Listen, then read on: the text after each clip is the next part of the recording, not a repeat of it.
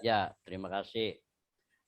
Memang saya sampaikan dulu, saya selaku legal KBMI berada di bawah naungan KBMI. Jadi semua persoalan-persoalan saya tidak bisa langsung tampil dan muncul harus, dan ini pun juga harus ketua KBMI yang meminta, karena ini berkaitan dengan disiplin ilmu yang kami miliki sebagai advokat. Jadi gini Pak, pertama kan masalah reward tahun 2019. Ya, kita sama-sama tahu bahwa berbulan-bulan berjalan sudah ada bukti BOP membagikan motor, mobil, Holy Land, umroh, sudah banyak sekali, luar biasa, itu sudah terbukti. Nah, kemudian terjadi persoalan hukum, dilakukan penutupan secara paksa. Secara hukum ada istilah namanya overmah. Overmah itu pasal 1245, di mana ketika seseorang menghadapi masalah di luar kemampuan, di luar kesanggupan, di luar kesadaran, di luar, maka secara otomatis semua tugas dan tanggung jawabnya diambil alih oleh hukum itu sendiri, oleh pihak-pihak yang memang bertanggung jawab. Lalu di proses hukum ternyata bebas murni. Nah, bebas murni ini ya tentu kan sama dengan salah nangkep orang. Nah, lalu persoalannya, ketika sampai di Mahkamah Agung pun permohonan kasasi jaksa penuntut umum ditolak, menguatkan putusan pengadilan negeri, membebaskan terdakwa dari segala tuntutan, bebas murni istilah kitanya. Kalau istilah hukumnya frispak. Nah, kemudian mengembalikan nama baik dan harkat dan martabatnya di masyarakat. Ada satu yang tidak bisa kembali, yaitu masa keemasan dan masa kejayaan. Disinilah yang kita harus objektif melihat. Nah, di mana persoalan-persoalan ini akhirnya muncul, ya, muncul dan sampai ke permukaan. Dan ketika ACM dan KAM ini sangat berbeda, Pak. Ketika proses hukum masih berjalan, di mana barang bukti disita, mobil disita, motor disita, semua ribet-ribet disita. Dan termasuk uang juga disita. Sampai sekarang masih dalam proses, tahapan-tahapan sedang dilakukan. Dan tidak mudah, karena harus dicek dulu segala macam. Ya, nah bagaimana kemudian kelanjutan dari KAM. Nah, sementara kita sama-sama tahu, kejayaan, keemasan tidak mungkin kembali. Satu. Yang kedua, 18 bulan, 16 bulan, sejak bulan Desember sampai bulan April, kalau kurang lebih 16 bulan. Perusahaan manapun kalau sudah tutup selama 16 bulan, kalau kita kan simpel Pak, ini masalah reward aja. Ya bukan masalah reward aja. Dengan pihak ketiga mungkin berantakan, mungkin yang sudah dibayar juga akhirnya berantakan, banyak hutang-hutang juga yang harus dibayar, banyak ini, banyak itu, semacam berantakan lah. Namanya warung mendadak ditutup oleh Satpol PP, berantakan semua. Mungkin teh botol yang dibeli belum dibayar, apa ini berantakan semuanya, nggak mungkin bisa berjalan lagi. 16 bulan, perusahaan manapun juga akan hancur. Nah, tetapi di sini itu memang kewajiban dari KAM. Tapi berbicara kewajiban, tentu harus diuji di persidangan. KAM juga punya alasan. Kami dalam kondisi seperti ini ternyata kami dibebaskan, artinya tidak bersalah. Bagaimana pertanggungjawaban negara dalam hal ini 16 bulan kami dilakukan penutupan, punya tanggung jawab kepada masyarakat, khususnya customer. Nah, di mana saat penutupan itu? Kalau misalnya digugat, gugatlah KAM. Tetapi ingat, KAM dalam persoalan hukum ini di pengadilan akan menjawab. Ada undang-undangnya, pasal 1245 overmah, di mana dibebaskan dari beban dan tanggung jawab ganti kerugian segala macam. Ada pihak ketiga, institusi yang melakukan itu. Nah, kalau institusi ini tidak digugat, katakanlah KAM tergugat, tidak digugat, maka ini akan terjadi error in persona. Gugatan dikembalikan, ditolak karena kurang pihak. Nah, kalau bisa digugat, tergugat satunya KAM, tergugat duanya institusi itu, maka KAM akan melempar kepada institusi itu. Nah, ini ada undang-undangnya semua. Nah, institusi ketika kita nyatakan benar, maka negara akan bertanggung jawab atas putusan tersebut, diajukan kepada Menteri Keuangan, akan keluar dana dari Menteri Keuangan untuk mengembalikan di semua. Nah, tapi apa yang bisa dilakukan oleh KAM dalam hal ini? Kita di negara hukum, kita hidup di negara hukum, dan kita juga butuh perlindungan dari institusi-institusi yang terkait. Nah, apalagi ACM. Makanya di sini kewajiban KAM ini jelas panjang ceritanya. Tapi beliau percaya bahwa customer masih setia dengan Mimes. Sehingga ketika ACM berjalan, lalu kemudian Omnas yang melanjutkan Omnasnya, dan kemudian juga beban daripada Kam diambil alih oleh ACM. Ini suatu kebijakan daripada ACM mengambil alih beban dari Kam. Saya katakan kebijakan, bukan kewajiban dari ACM. Nah, ketika suatu kebijakan, lalu kemudian beban daripada ACM tidak hanya customer ACM, tapi juga beban Kam diambil alih. Ini suatu hal yang luar biasa, Pak. Saya sendiri di sini nggak bisa ngomong. Keberanian beliau untuk mengambil alih ini. Kalau dia tidak mengambil alih, ya tidak ada masalah. Silakan aja gugat itu Kam. Buktinya, 10 kali gugatan PKPU ditolak karena tidak ada dasar. Bukan para pihak yang menurut hukum undang-undang PKPU, di mana bahwa harus pihaknya adalah debitur dan kreditur. Dan ini bukan debitur dan kreditur, ini periklanan, di mana Mimes menyediakan jasa periklanan. Ketika kita mengeluarkan dana, kita terima slot iklan, dan kita sendiri yang mengiklankan, tidak ada campur tangan orang lain, akun juga akun kita sendiri, tidak ada campur orang lain, sehingga disinilah sesuatu yang dibenarkan oleh hukum. Nah, tapi CEO di sini tidak melihat itu. Kalau mau argumentasi hukum, mohon maaf, di sini ada pengacaranya, Bapak Susilo Aribowo, dia luar biasa. Ketika ada yang bertanya, datang saja customer ke beliau, dia sampaikan, Anda belum terima reward? Belum. Nah, Anda mau minta uangnya kembali? Ya, sekarang kembalikan. Anda pernah terima dana dari Mimes? Atau direknya, indireknya, atau Anda menerima sesuatu, kembalikan itu semua. Gitu. Dan itu tidak mungkin bisa terjadi pengembalian itu, karena uang sudah pakai untuk top up. Slot iklan, sudah beriklan. Nah, jadi di sinilah beliau sebenarnya tidak mau. Kalau beliau bicara, ya kita yang pusing. Kenapa? Karena kalau beliau saklek, silakan aja gugat terhadap Kam. Kami tidak akan bertanggung jawab. PT ACM ya, yang mendapatkan izin dari Departemen Perdagangan bukan pribadi beliau, tapi PT Kam dan PT ACM. Sehingga PT ACM ini tidak ada hubungannya dengan Kam. Kalau dia mau saklek, tidak ada urusan dengan ACM, tapi tidak dia lakukan dengan bijaksana. Sekarang 10 kali pun sudah bagus menurut saya. Kenapa? Karena dalam kondisi pandemi seperti ini, beliau putar otak. Bagaimana caranya agar ini bisa berjalan? Karena komitmen beliau. Mimes adalah anaknya, customer adalah saudara-saudaranya. Dan Mimes harus berjalan, harus sukses sepanjang masa. Dan ini yang beliau kerjakan. Beliau tidak bicara apapun. Dihujat, dihina, di apa, beliau diam. Karena dia mengerti. Banyak customer yang tidak memahami hal-hal seperti ini. Dan saya di sini berbicara apa yang menjadi sesuatu yang harus disampaikan kepada customer. Seperti itu. Jadi kita juga harus mengerti, kalau bicara Kam sebenarnya kita sudah tidak bisa berbuat apa-apa. Sudah diuji di persidangan. 10 kali gugatan PKPU ditolak. Kalaupun diajukan uang prestasi pun pasti ditolak. Kenapa? Karena objeknya itu adalah perjanjian. Sesuatu yang bisa ditagih customer, debitur dan kreditur. Ini bukan para pihak debitur dan kreditur. Pasti ini akan ditolak. Obscurable, tidak jelas objeknya. Nah, makanya dicabut 2 kali. Silakan mau menggugat silakan. Termasuk juga bikin laporan. Saya akan tutup pidana. Itu pun juga akan terpatahkan. Karena 4 faktor ya. Ke 378 penipuan itu. Pertama harus ada pelakunya. Pelakunya saja sudah susah. Pelakunya siapa di sini? Bukan pribadi, PT. Kalau bicara PT, ya PT ini harus rekomendasi daripada departemen yang mengeluarkan izin. Nah, kemudian locus delicti, tempus delictinya, waktu dan tempatnya kejadian di mana harus berhadapan. Perbuatannya menggunakan media. Apakah kita langsung transaksi dengan mohon maaf direktur atau seseorang? Tidak, kita bertransaksi dengan aplikasi. Aplikasinya akan diuji oleh Menko Info. Menko Info tidak bisa berbuat apa-apa kecuali ada rekomendasi dari Departemen Perdagangan dan Perindustrian. Nah, Departemen Perdagangan di sini tidak mungkin sembarangan. Ini adalah pelaku usaha, tidak bicara pribadi, PT.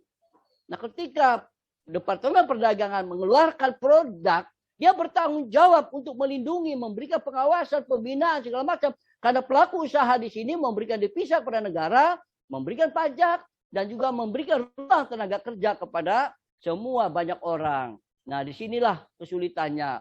Jadi kita juga harus paham. Beliau tidak pernah bicara seperti ini. Lawyernya tidak pernah bicara seperti ini. Kalau beliau akan bicara, katakan lawyernya dari PT Kam-Enkam atau dari PT ACM, Bapak Dr. Susilo Aribowo, seorang advokat senior, mungkin akan pahit, mungkin akan sakit. Karena kita tidak paham. Tapi ketika kita sudah paham, nah mau tidak mau, makanya Mimes is back. Mari kita sama-sama fokus ke depan. Karena masalah reward itu urusan CEO dan beliau sedang berpikir bagaimana secepatnya, walaupun ditaruh di Omnas sekian triliun, tetapi kan sudah dibuka ruangnya. Dengan kupon, Anda juga membantu Mimes, Anda mendapatkan kupon, kupon ini bisa dijual atau bisa di-withdraw, mendapatkan uang, dan uang ini bisa memotong daripada jumlah 10 kali lipat itu. Nah, ini sudah satu solusi yang luar biasa. Nah, sekarang beliau sedang membuat satu maintenance ya, aplikasi-aplikasi ini. Mudah-mudahan tanggal 11 September ini akan keluar sistem yang mungkin memberikan sesuatu yang bermanfaat buat kita semua. Tapi yang pasti ini bermanfaat. Itu yang bisa kami sampaikan. Ya, Pak Yanuar. Nah, mohon yang kedua tadi apa, Pak Yanuar ya? Saya lupa. Hah? Apa yang tadi itu? Tadi pertama yang 2019. Yang keduanya apa tadi itu? Satu lagi itu lupa. Apa Pak Ibu Host? Tadi yang keduanya? Halo? Ibu? Ya, yang kedua tadi apa? Pertanyaannya lupa saya. Pak Yanuar. Pak Yanuar mungkin bisa diperjelas Pak Yanuar, karena tadi kan Pak Yanuar banyak bercerita ya dari soal itu. Jadi to the point aja pertanyaannya. Jadi kenapa saya mereview tadi, bahkan sebenarnya saya sepakat apa yang disampaikan oleh Pak Yeye. Jadi saya tidak menyamakan ACM dengan Kam-Enkam. Betul. Ya. Saya tidak menyamakan itu, tapi poin-poinnya itu pada di PT ACM-nya Pak, boleh. Waktu awal-awal kan normal gitu kan, omset malah membludak setelah pembagian 3 Toyota Alphard itu. Itu poin penting itu 3 Toyota Alphard itu, karena harga Alphard kan 1M Pak. Ya, betul. Maksudnya itu. Jadi boleh. Bertambah challenge dan lain-lain, tapi berubah sistem tiba-tiba berubah. Apa yang menjadi alasan sebenarnya Pak? Tadi sudah jawab sama Pak Ibu Francisca. Alasannya karena perusahaan butuh terobosan baru. Ya, mungkin dari Pak Yaya bisa. Ya, boleh. Terima kasih. Jadi begini Pak, memang ini pertanyaan bagus.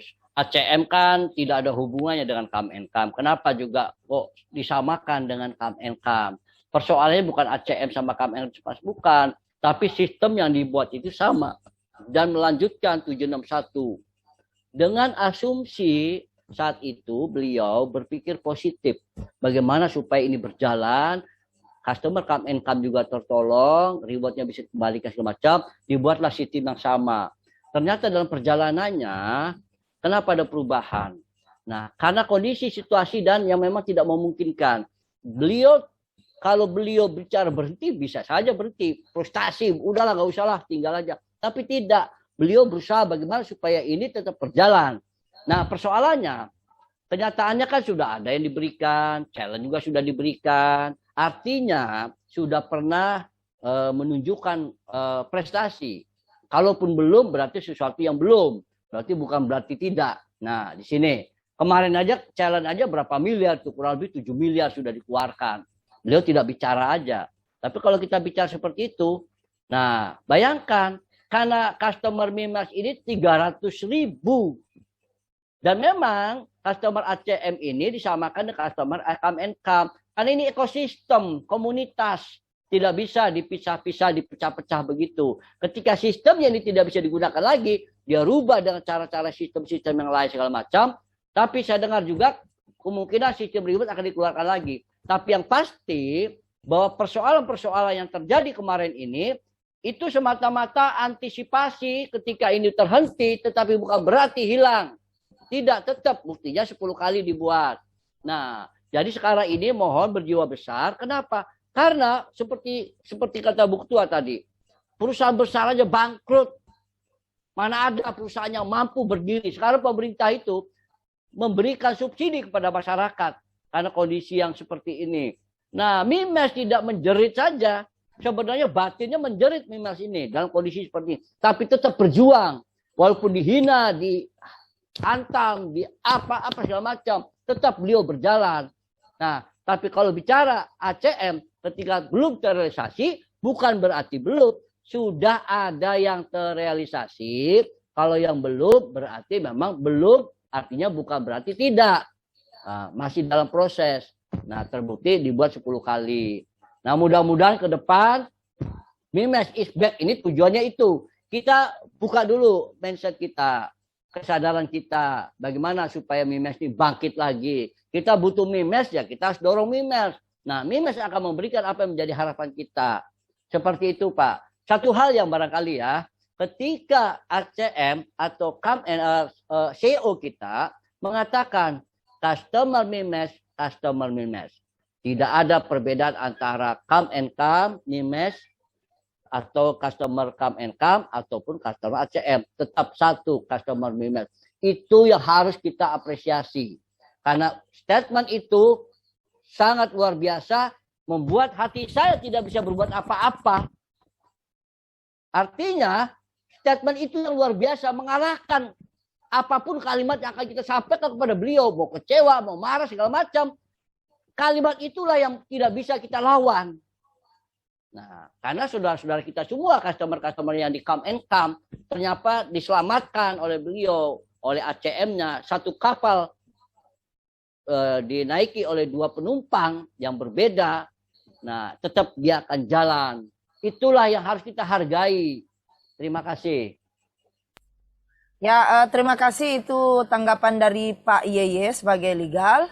Dan kita lanjut ya, karena mengingat waktu yang ada untuk ke penanya selanjutnya yaitu Pak Parman Sitompul. Mungkin bisa di-unmute untuk Pak Parman. Dipersilakan, Pak. Oke, ya. Terima kasih, host. Saya pendatang baru ini karena memang saya informasinya ketinggalan, kurang aktif.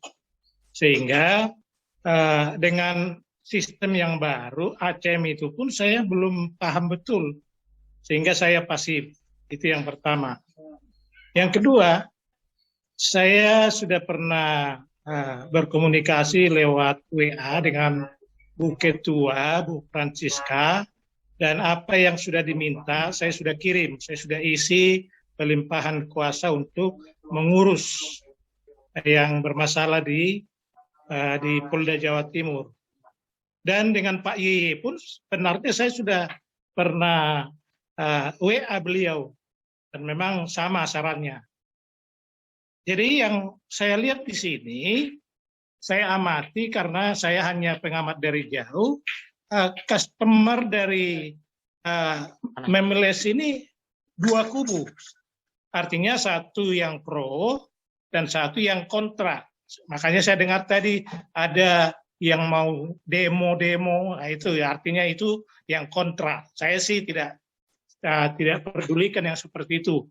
Yang jadi masalah saya adalah masalah saya sendiri dengan pihak Kemenkam.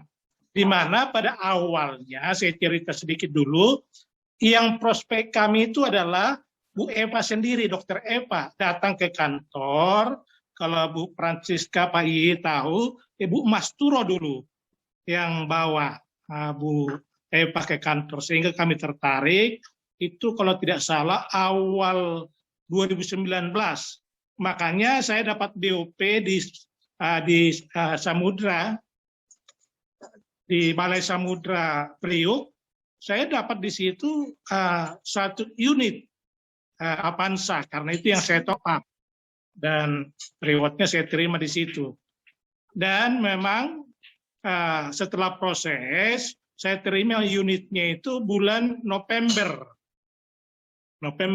Dengan omset nasional waktu itu masih 90.000, karena baru awal-awal. Sehingga saya dapat, tetapi pada bulan Januari itu bermasalah. Di situ. Kemudian dengan proses itu karena saya terima bulan November, artinya setahun itu kan saya harus bayar pajak.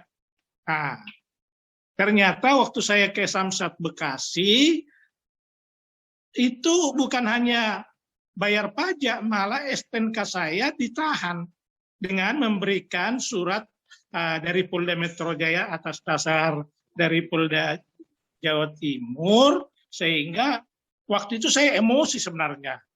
Emosi saya waktu itu sampai karena STNK saya juga ditahan, diblokir, sampai saya mau rekam itu calo-calo di situ supaya saya viralkan begitu, tapi istri saya bilang nggak usah kasar-kasar begitu. Ya mungkin ada di balik peristiwa ini.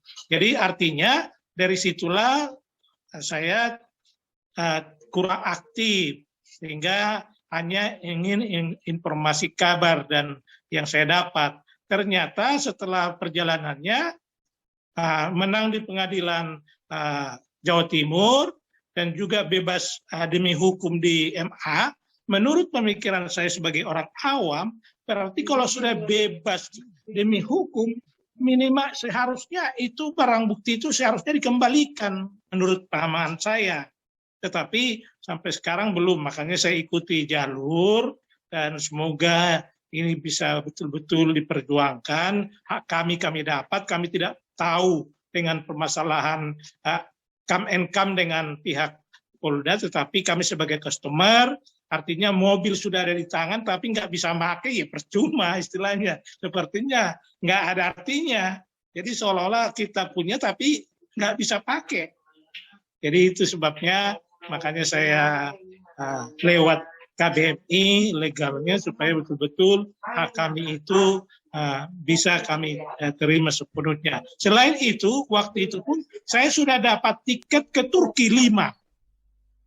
Sudah dapat tiket ke Turki 5, tapi bermasalah.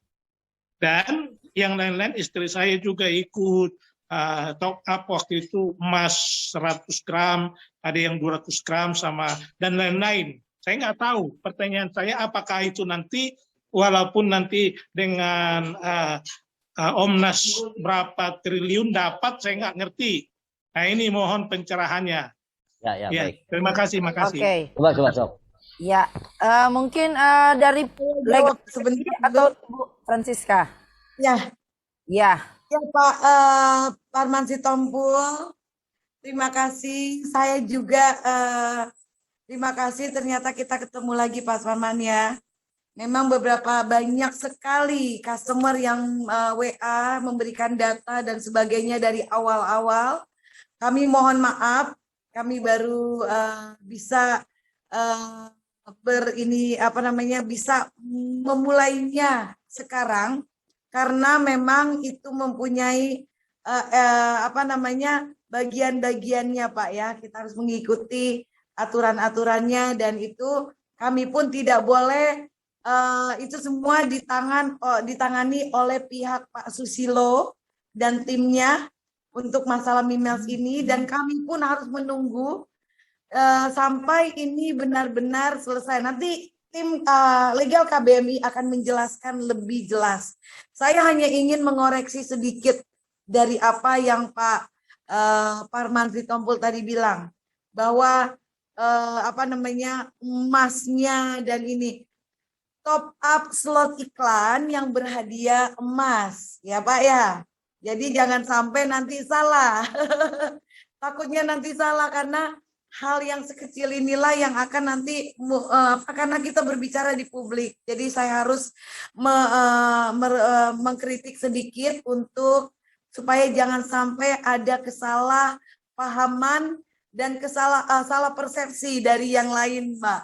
Suka salah. Jadi Pak Parman Sitompul ya bergabung mentop up slot iklan dan beriklan. Setelah itu Bapak mempunyai kesempatan untuk mendapatkan emas dan sebagainya, dan juga bersyukur unitnya sudah diterima ya Pak. Tetapi problem yang ada ketika mau membayar pajak dan akhirnya bermasalah.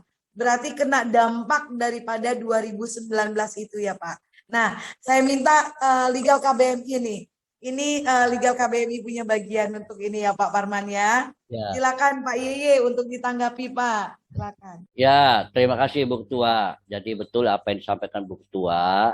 Kalau bahasa umum, bahasa masyarakat sah-sah saja. Saya sudah top up emas, itu sah-sah saja. Kalau dibawa ke hukum, kalau bahasa saya top up berikhlas, setelah berikhlas, nah itulah.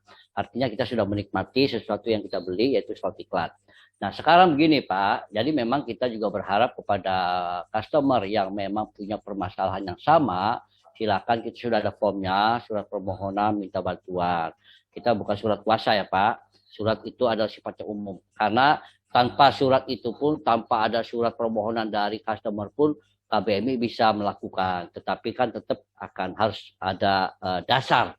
Harus ada permohonan dulu. Kita akan suratin Pak. Suratin kepada, kami sudah ada bukti-buktinya, ini akan jadikan bahan, itu kita sampaikan ke Polda Jatim. Sehubungan sudah putusan Mahkamah Agung, dan sudah ingkrah, maka untuk persoalan-persoalan yang seperti Bapak alami ini, harusnya tidak lagi terjadi. Mohon petunjuk dan sarannya, apa yang akan kita lakukan. Nah, tetap kita harus menghargai institusi, Pak. Karena bagaimanapun juga institusi ini kan juga mungkin urusannya banyak. Kalau kita nggak kasih tahu ada persoalan ini, mungkin juga yang bertanggung jawab juga mungkin banyak kesibukan. Nah, kalau kita beritahu, mungkin mohon bantuan bahwa KBMI adalah lembaga atau komunitas yang berbadan hukum, bla bla bla bla, yang punya fungsi dan tugas begini.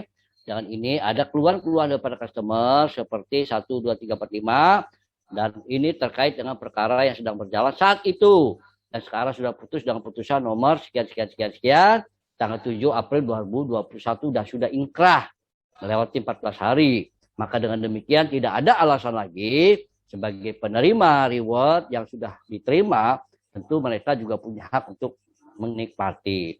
Jadi setelah dari situ Pak, apakah nanti pihak Polda akan mengirim surat? Kalau awalnya dikirim surat ya harus cabut surat itu. Atau direvisi, atau diinformasikan, klarifikasi, segala macam. Nah dari situlah kita akan inventarisir.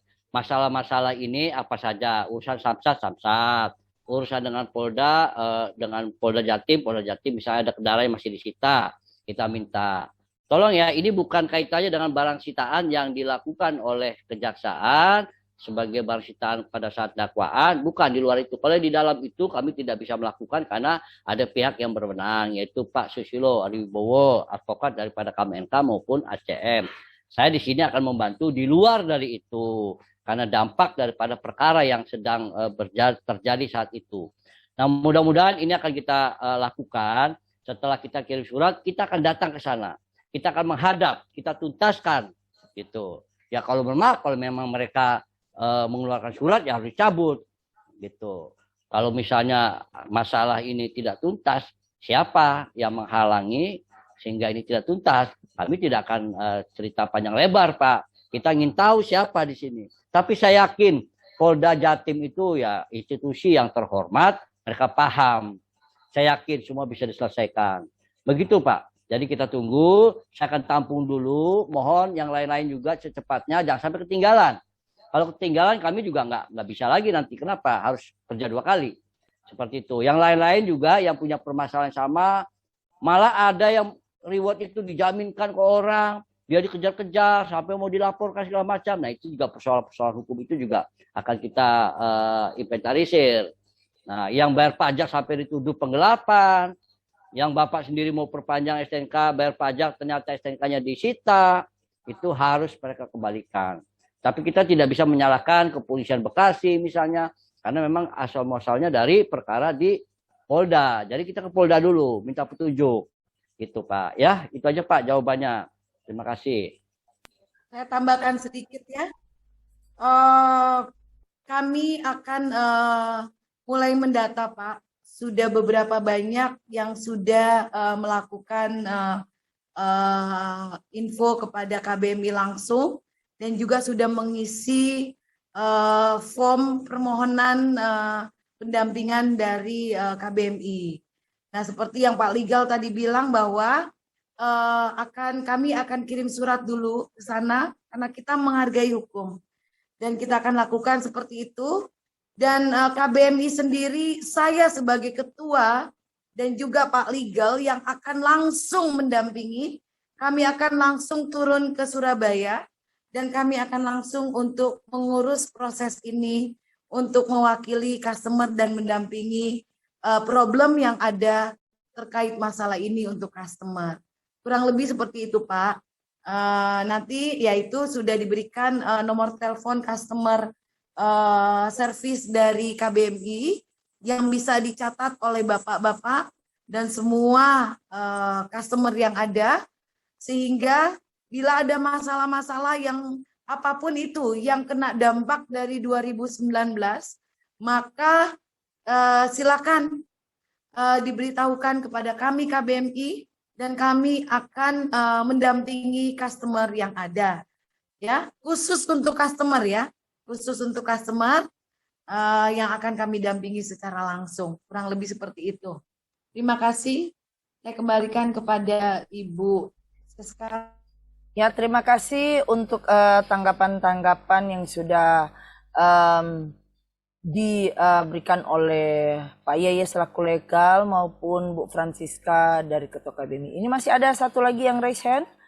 Mungkin